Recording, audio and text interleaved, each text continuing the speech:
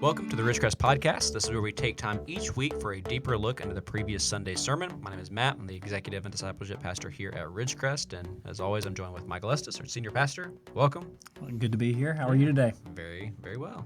Yeah, I was gonna share with you. I had a very strange dream before this past week's sermon. Okay.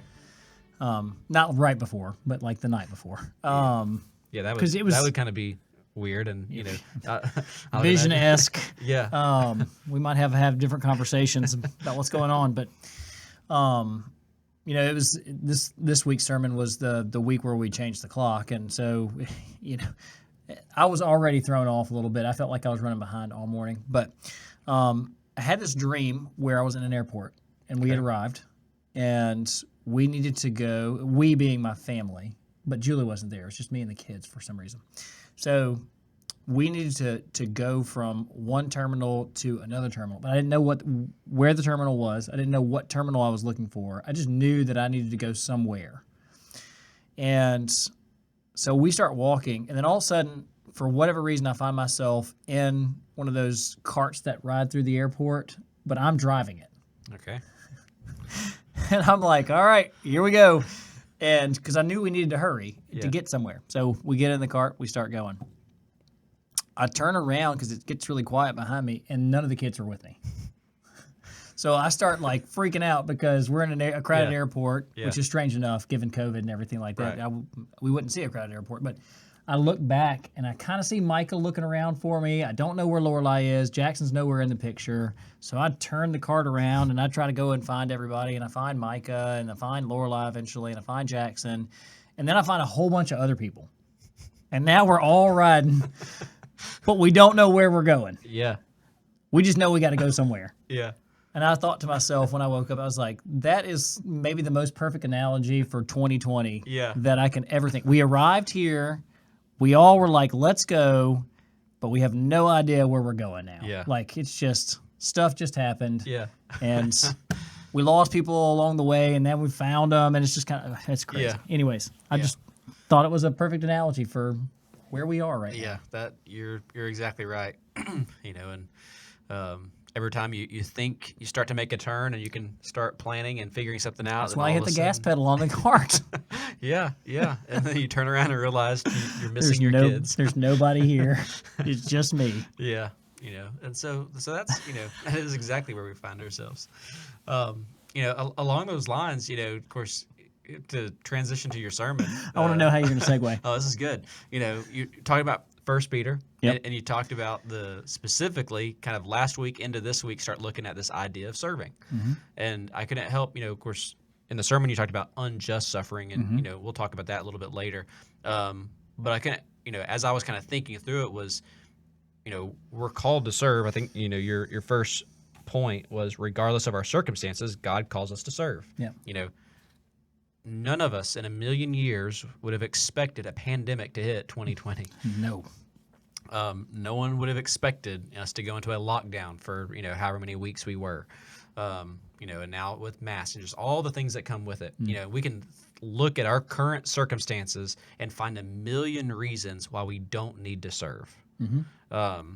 And so, while, like you said, we kind of going back to the dream, you have this idea of, we're going in this direction and trying to work towards a specific way because we know we're supposed to go somewhere. We're trying to figure out where that is, and we look back, no one's there, and all those types of things. Well, I think it can be directly correlated to this idea of serving. I think, myself, is included in this where I can look back through COVID and kind of see some areas now, hindsight, where I probably could have served more than I did.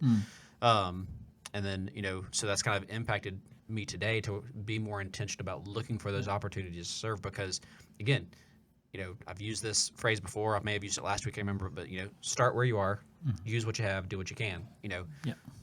We didn't expect to find ourselves in COVID. That's where we were. That's where we are, and so we have to figure out how to serve in that regardless of those circumstances. So along those lines, I thought this would be a great opportunity, just to really look at our vision for the first kind of half of our podcast here, because it talks about serving. You know, our vision is to know God, serve others, and reach our world. And our mission is kind of how we do that. We don't get to talk about that a whole lot because it's a little bit more in depth rather than just being able to share, know God, serve others, reach our world. But essentially, you know, our visions is to serve others, that middle piece. And how do we do that is our mission. So how do we do that? And that's to impact, you know, our family, our church, you know, and our community by using our spiritual gifts. And so I thought today we can just kind of walk through each of those and look at some very practical ways. What does it look like for me to serve my family? What does it look like for me to serve my church? You know, and what does it look like for me to truly serve in my community? And so those are the first three questions, all back to back. But I just want to go ahead and let them out there so we can kind of be thinking through that. So we'll start narrow and kind of broaden our way out. So let's start with family. How can I or anyone who's listening, how can we serve our families, you know, and how can I serve my family on an ongoing basis? Yeah. I want to really quickly go back to the vision for just a second. Part of the reason that we think the vision makes a lot of sense and it is exactly what we should be after is because we see this is what creates fully formed disciples. It's not enough to know God and reach our world. There's a piece in there that is attached to knowing God that's going to make us, one, more effective disciples, and two, more effective at making disciples. And so that's the reason that we have all three pieces that we do. Now, going back to the original question about like how do we serve our families on an ongoing basis, I thought of three things, and there are obviously a lot more than this, but I think these are three places that we can start and then kind of build out from there. So the first three things that I thought of when it comes to your family, because these are the people that are closest to you, right? You spend the most amount of time with them. It can be easiest to overlook things in that situation because you're just the familiarity's there. Yeah. There's also the sense in which like this can be some of the most challenging places of service because you use a lot of energy in different parts of your life, and maybe you don't bring as much energy to that part of your life as much as you've been called to bring. And so, like, there are some different challenges that exist with a family that don't necessarily exist with, you know, our church or our community. So the three things that I thought of when it came to serving family is to be attentive, to be consistent, and to be faithful. To be attentive works like this.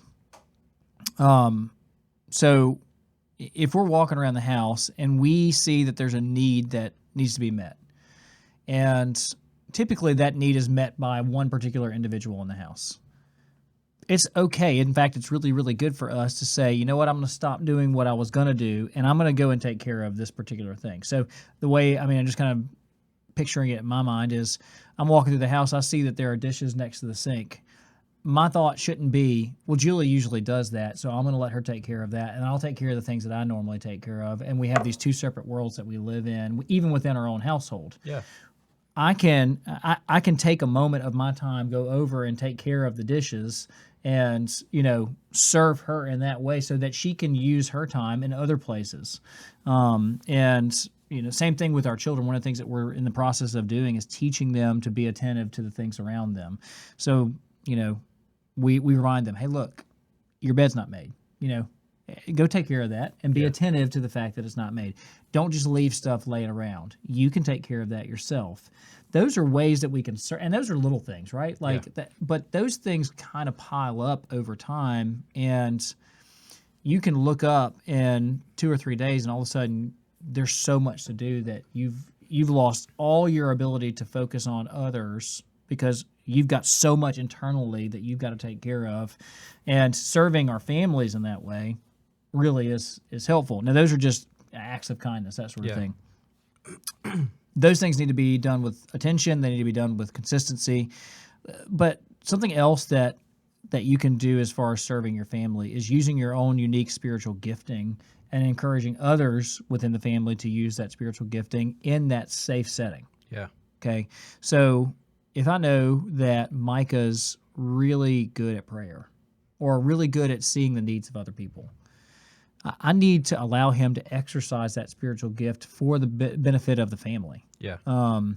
And so that's a way that we can serve one another within our family, is to exercise those spiritual giftings that we have to help each other grow within that family. Julie's really good at administrative things. She's a great organizer. I allow her, because I'm not a good organizer, I allow her to use that spiritual gifting to help me stay on track and on my calendar's in the right place, that sort of thing. And I don't miss things because she is exercising that spiritual gift. I'm not fighting her, and saying, no, I can do that myself. You don't need it. She is serving me in that way, and I in turn serve her by taking care of things that she's not as good at, that I am good at. And so I think that's probably the best: being attentive, being consistent, being faithful in those things, and using those giftings that God has given you. That's going to be a term that I'm going to use a lot over the next couple of questions, is using our unique gifting to the benefit of others. That's really good. And then I think, regardless of what a family dynamic looks like, whether it's just husband, wife, whether it's, you have kids, whether you have, your parents that are aging and you're serving them, all sorts. And I think all those are very good. And I can't help but think of kind of a funny story, to share along those lines is, we've joked about, I do have slight OCD tendencies. Just a tiny bit. And so I'm going to tell on myself for just a moment, my closet, of course I've got, up my top, place to hang my clothes. I've got a place that goes across the top, a place that goes across the bottom. What I'll do is I'll hang my clothes up top, and then below is where I'll hang the empty hangers. That way, whenever we do laundry, I can put them there and put them back up, that sort of thing. But, we have different colored hangers, right? And so I'll typically put those, sort them together. That way, all the, beige hangers together, all the, white hangers together, all the black hangers together, and they're all plastic. Don't even get me started on wire hangers. Oh, we don't use those. So I'm with you on the plastic, totally. So they all have to be that kind. And then my clothes are color, sorted. That way, if I want a red shirt, I can get a red shirt. That's what I'm saying. Well, Maverick, my 5-year-old, he has learned, and my spiritual gifting is teaching and administration. So he's learned a little bit from me. A couple weeks ago, I was here, and he walked through my closet. He was at home with Whitney, and he goes in my closet and he starts reorganizing my coat hangers because they had gotten out of order somehow. And so, and he's sorting. It was them Whitney, wasn't it? by color. Probably, probably was. So he's sorting them by color, and he just hangs his head down. He's like, I can't believe Dad would let them get like this, and so he had to resort them and push them all together and have them in a sort, so our kids learn, is the point of that. They do. And even if it is something silly like that, and I think, as we're serving our family, we've got to look at that as how we serve our children, how we serve our spouse, how we serve extended family, whoever it is within that family.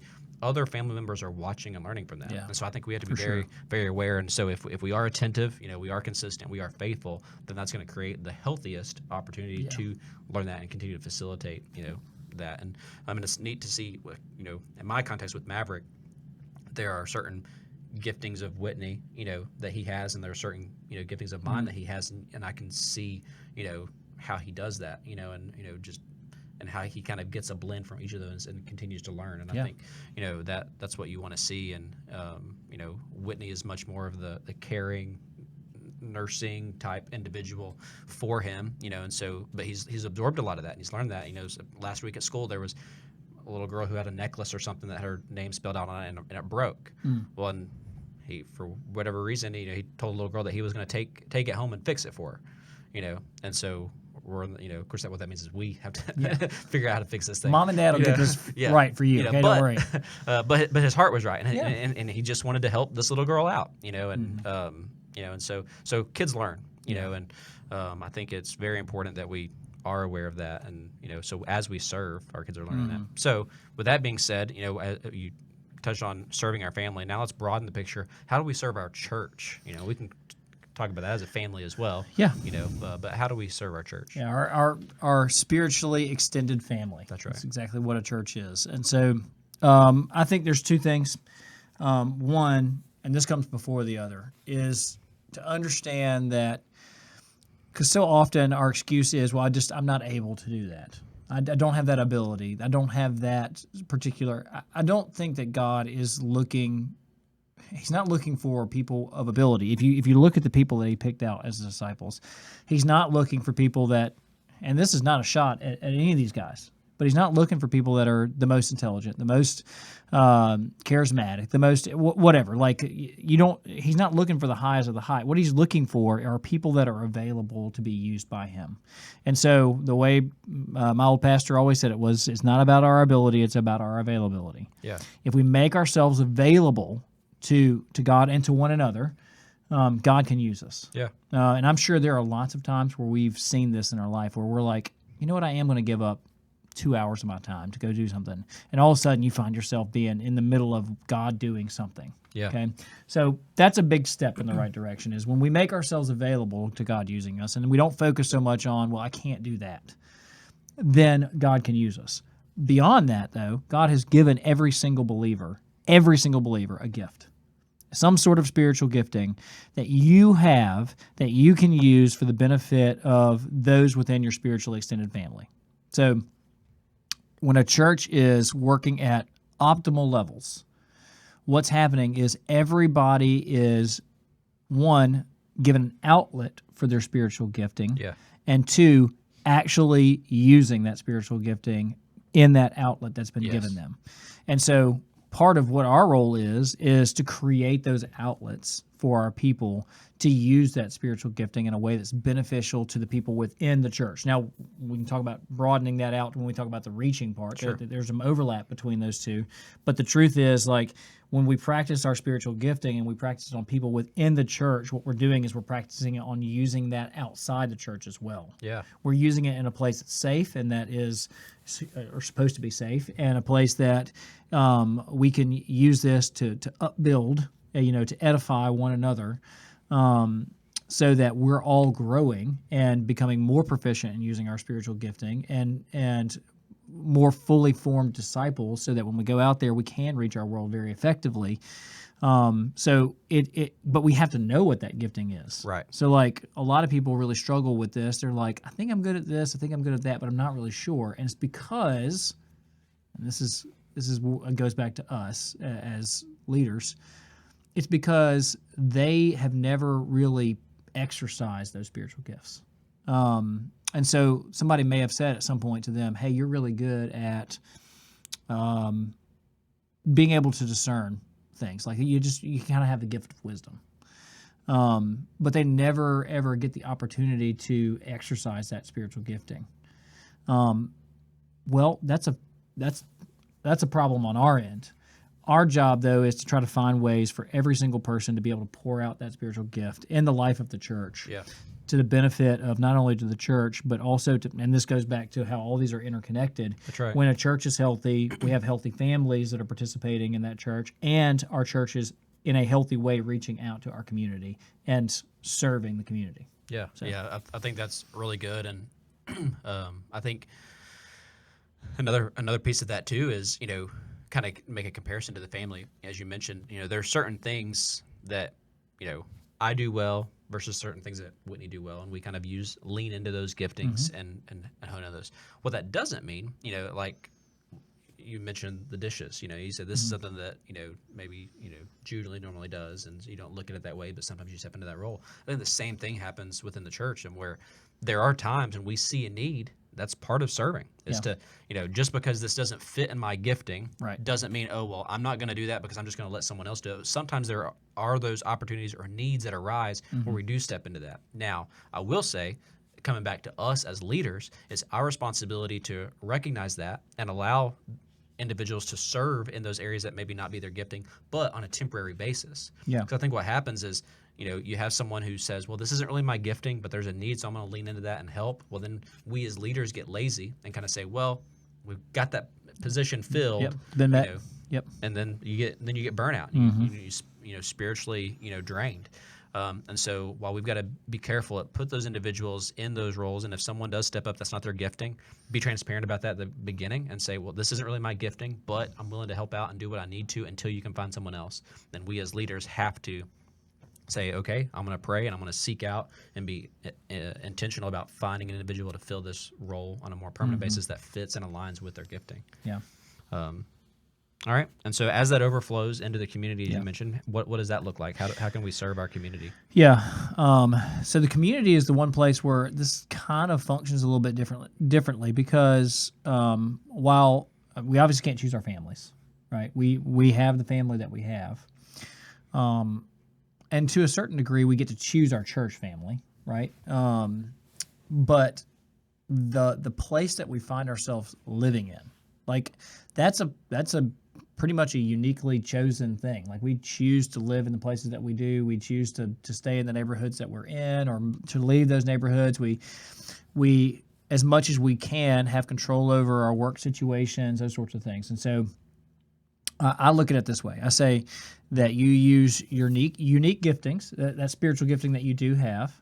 You use your unique personality, and you use your unique placement, and you let those three things overlap to the benefit of other people. So the way I kind of think about this is there are probably some things that you, from a personality standpoint, you really like.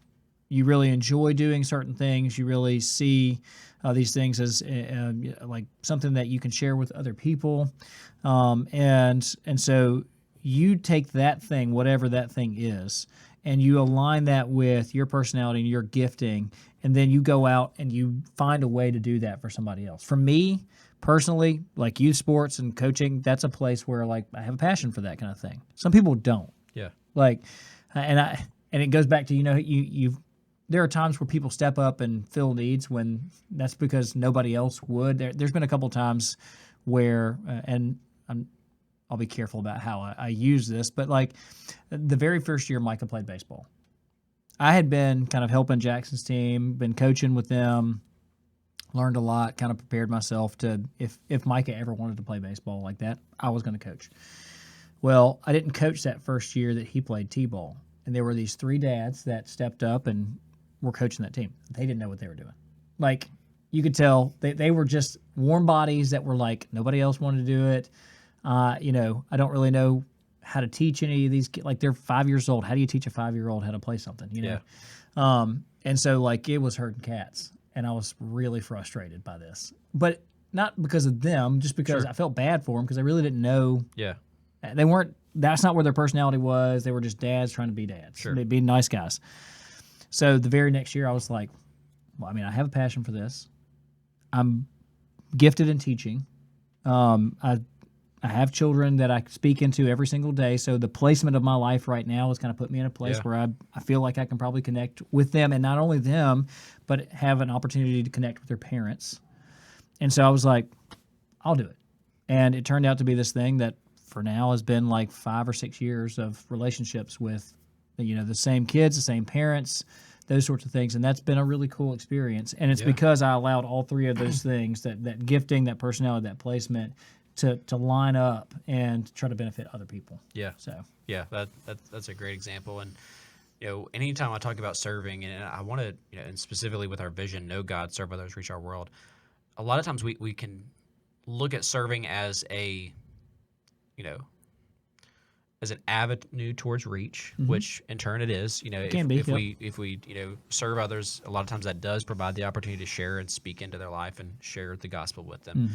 However, I think we've got to be careful. We've got to go into that relationship, as far as serving someone or serving, a sports team or a neighbor or whatever it might be, where I truly am just trying to serve, just trying to benefit them, just try to, again, do something nice, show them the love of Christ. And then as that relationship builds, then perhaps, I do have the opportunity to speak into their life with the reach piece. But I don't want us to ever go into it, well, I'm going to serve them so I can share the gospel with them. right, it's not a bait and switch. That's right. Like, and that's true of relational evangelism too. Like, that's the trap that we fall into a lot of times, is we're like, I'm going to create this relationship so that eventually I can share the gospel with these people. Right. And that's the whole point of the relationship. Yeah. What you'll find out really quickly is if you start to do that, that gets really frustrating for you and for the people that you're trying to reach. Yeah. You've got to just see those people as your friend. Yeah. Like, and ultimately you share that love with them. You do things for their benefit without seeking anything in return. And eventually they'll give you that opportunity. Yeah. But you can't go into it with, I want to be nice to them so that every time I'm nice to them, I can tell them about it's not wrong to think in those terms, but you Sure. got to be careful it doesn't become this bait and switch where Yeah. like I'm just setting you up for something else because they can see that. That's right. Yeah, and I think that's very wise. And again, the reason I share with them is because I have a deep care for them, or should be why Yeah. I'm sharing with them. And so undoubtedly, serving is going to lead to that because you have that deep care. But it can't be I'm just doing. It comes back to the motivation of it. I can't serve so that I get this opportunity. I'm serving because I truly care about them, and because I truly care about them, I know God's going to provide me this other opportunity to reach. All right, so now we've kind of digested what serving looks like.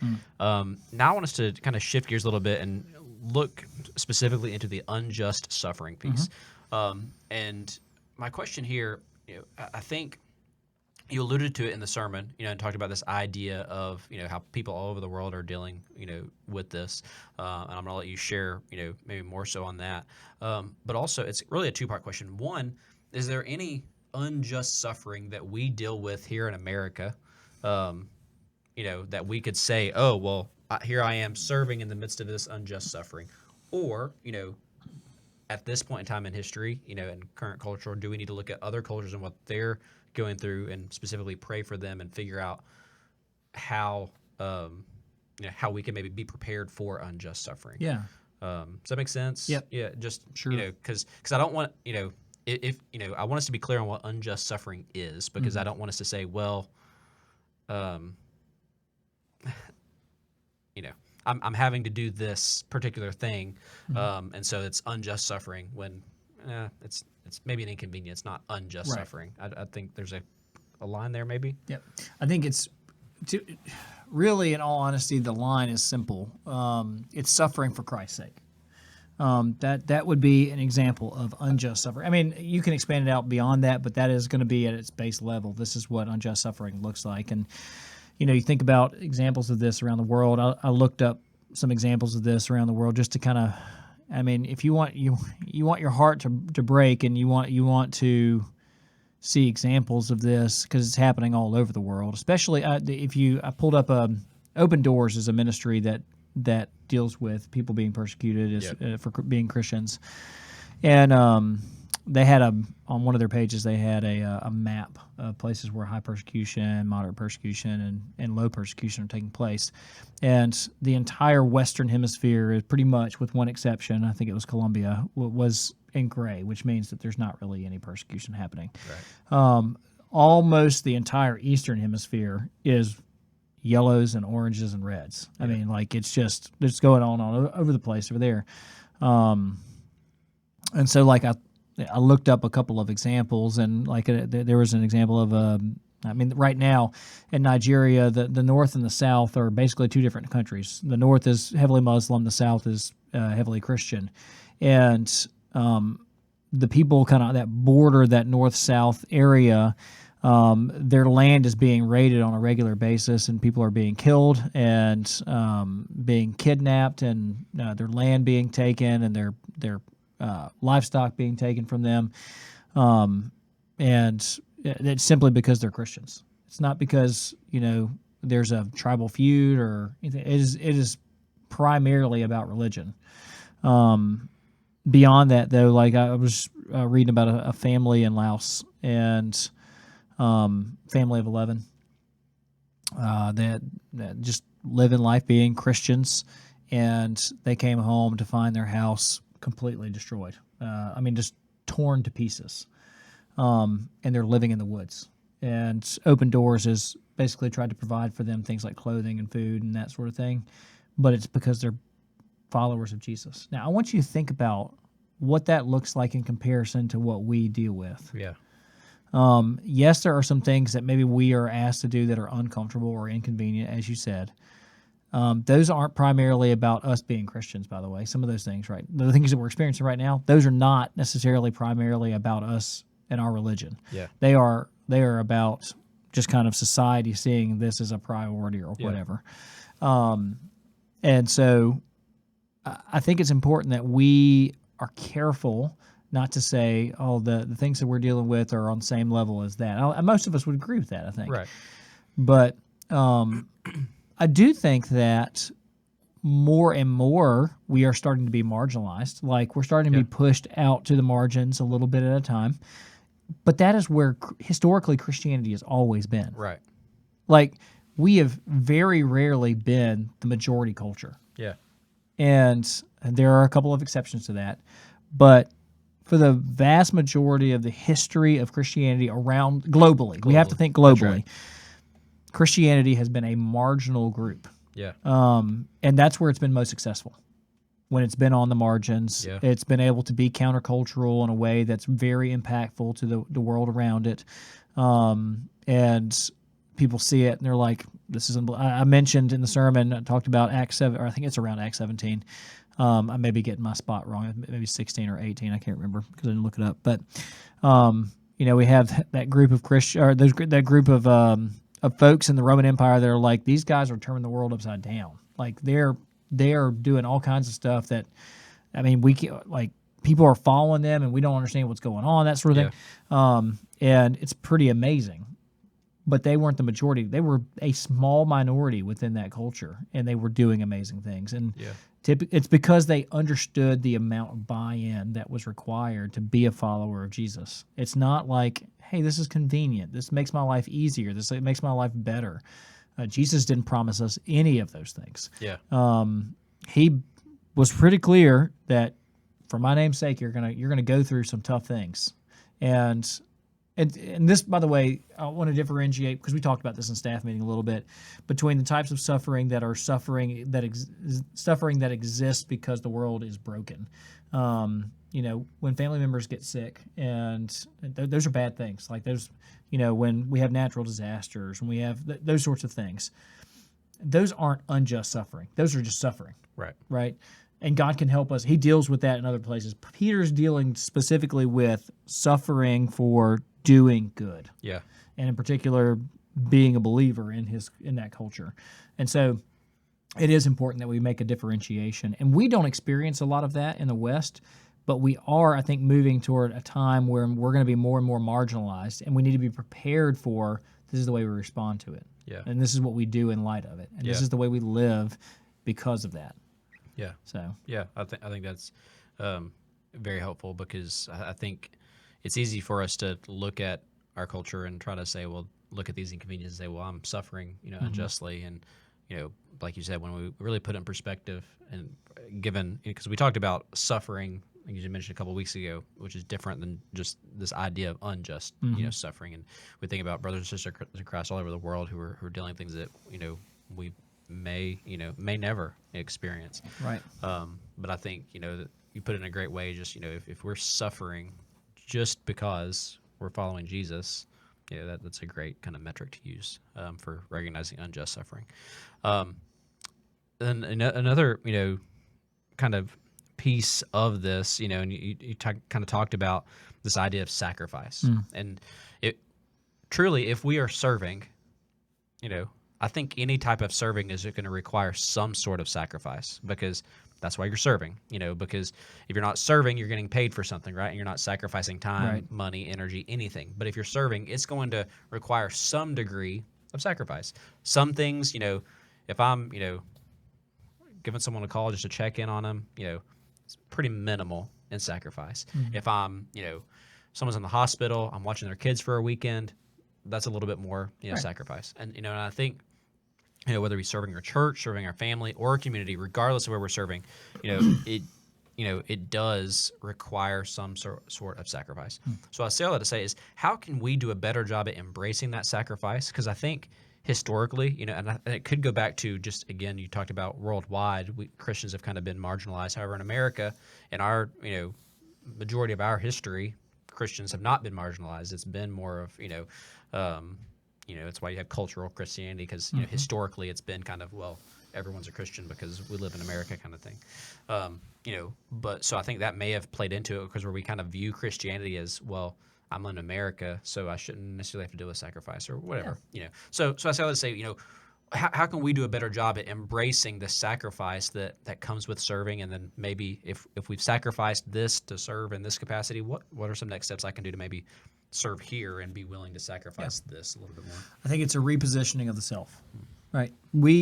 Our entire cultural narrative is about putting ourselves at the center of everything.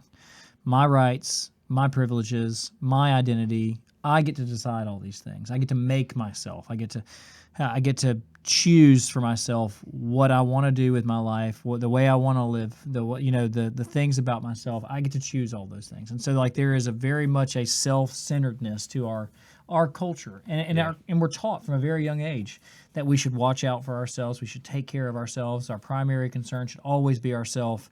And so this is a complete mindset change where we reposition the self as the center of the universe to I'm secondary now. Like my primary concern is what matters to God. And then from there, I kind of fit in.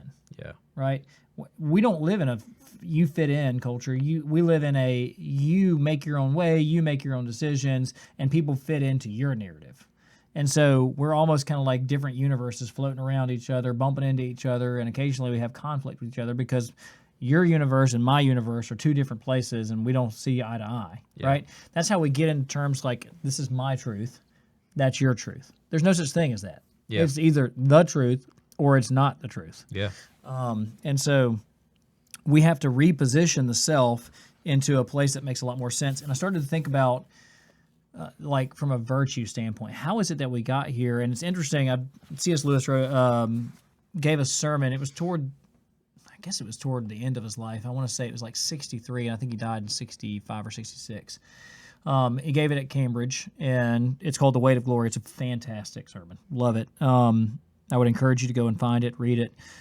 It take you about maybe 45 minutes if you're an average speedy reader. But it's worth reading. And the very beginning of it, I wanted to read because I think it deals with this idea of sacrifice and where we need to go from a virtue standpoint. So, because I'm going to use a word in here, and I think most of us would look at this word as being a good word, but he's going to make the argument that it's not a virtue that we should really try to seek to hold. There's a different virtue that we should be looking for. He said, if you ask 20 good men today what they thought the highest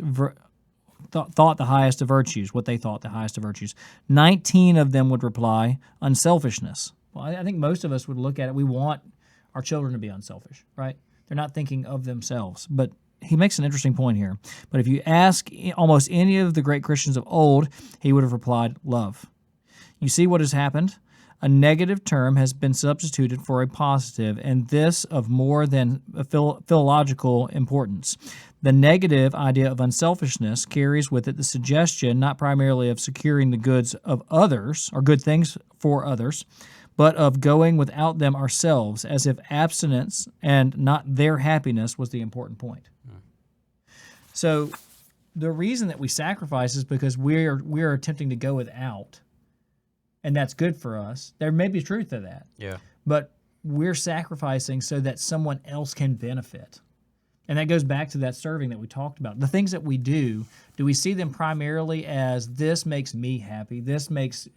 While it may help other people, the thing that's of primary importance is I'm enjoying this, I like this makes me feel comfortable, or is this something that's beneficial to others? Now, there may be that secondary impact of, I really enjoy this as well.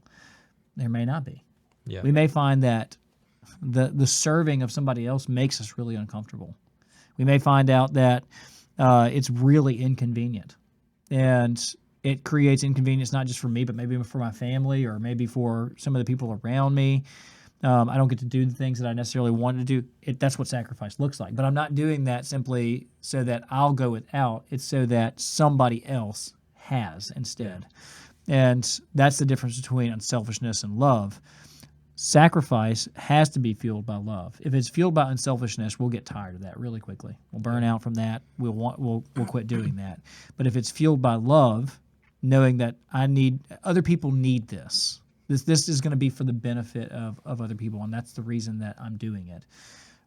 It goes a lot further. Yeah, that's really good. And as you listen to this podcast, we've talked about everything we've talked about is this idea of serving, and and we find that root in this idea of loving our neighbor, whether that's family, church, or community.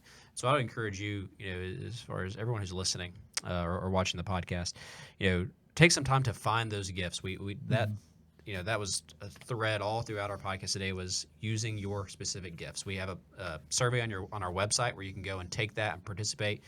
We'll see those results so that we as leaders can be more intentional about finding some very specific places for you to serve.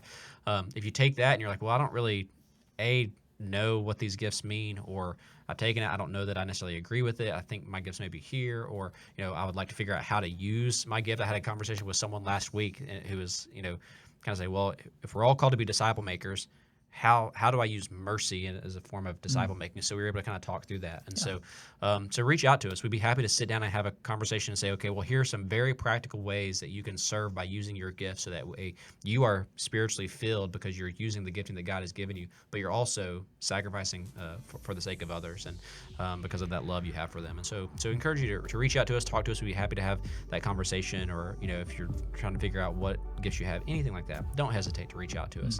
And as always, we appreciate you listening. We hope you have a great week, and we'll see you next time.